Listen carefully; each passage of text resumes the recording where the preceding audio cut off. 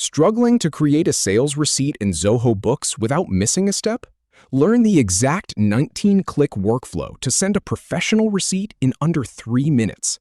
We'll walk through every click, from opening Zoho Books to emailing the receipt. Follow along to avoid common mistakes. Open Zoho Books to get started.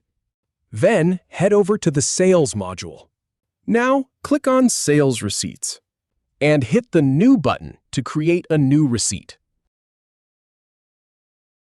Start by typing the customer name. Next, click on the Receipt Date field and choose a date. For example, click on the 17th. Now click on Select or Add Salesperson. Search for a salesperson. For instance, click on AI Expert. Then go to Item Details. Choose an item, like AI Marketing Campaign. Type any notes you need.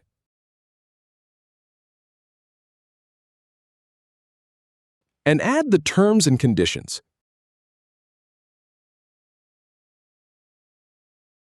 Enter the subtotal or adjustment amount. Then type the reference number. Click Save and Send to proceed. Then click Send. Type the email address or select AI Expert's email.